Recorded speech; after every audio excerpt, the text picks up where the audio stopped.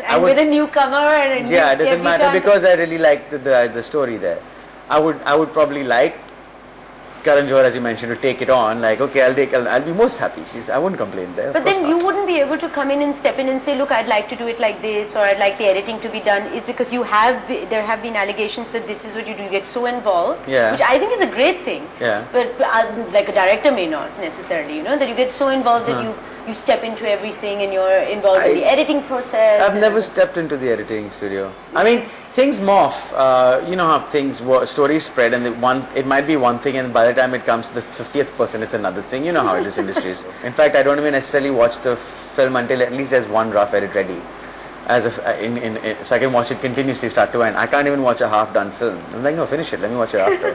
Yeah, what's the point of seeing it before? But you're one of the only Deols, is that right, who's gone and studied acting? I did. I went to. I did theatre in LA. Yes. Has that helped you? Yeah, it did help big time. In what way? Well, the approach was different. So I grew up in Bombay, and I watched all sorts of films, Bollywood films, Hollywood films, foreign films, different languages. So I kind of had an idea of the differences in approach to film and subject and performance.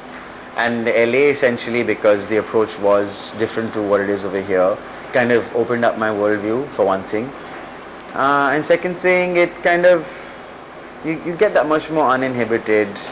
Well, in Dev D, I really found that there were no inhibitions. Do you feel that that's one of your freest performances?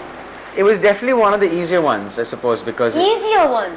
Well, in the sense, he's an urban character. I'm from a city too, and he kind of...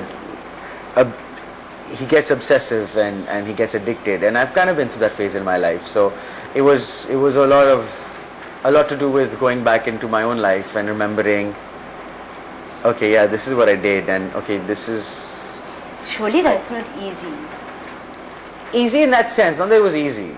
But like, for example, a Manorama 6 Feet Under in that sense was a lot more restrained. In fact, I mean, Navdeep, for example, didn't have me as a first choice for that role, because he said, I need somebody older, small town, middle class, father of child, blah blah blah, you just don't look the part.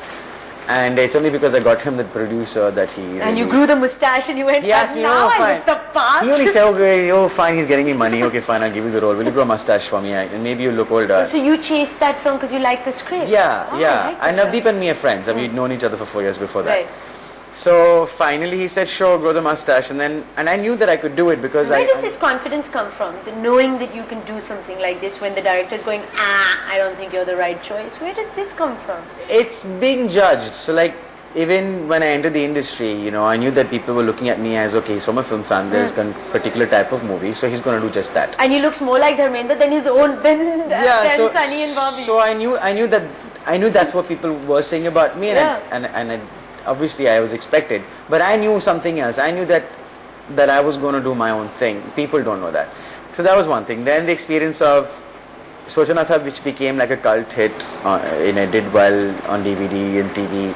So then there was this thing of, okay, he didn't do well on the box office. Not box office, but over time it did. Yeah. And then there was this thing of, okay, he's really good with romance and comedy. He's got this sweet boy next door look. Face. So that's what he's going to do. Right. And those were the offers coming to me, comic, idiotic. And did you purposely just go, I'm not going to get stuck in this bracket? But is it hard then to go, maybe I'll be out of work, maybe I need to fit into this space? You have to wait it out. Yeah.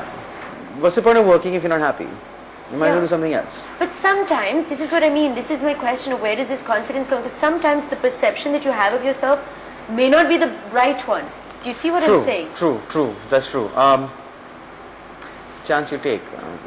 Yes. Well, it's paid off. Do you feel vindicated? Yeah, on some level, it feels good. After what? After Dev D? After Manorama, honestly.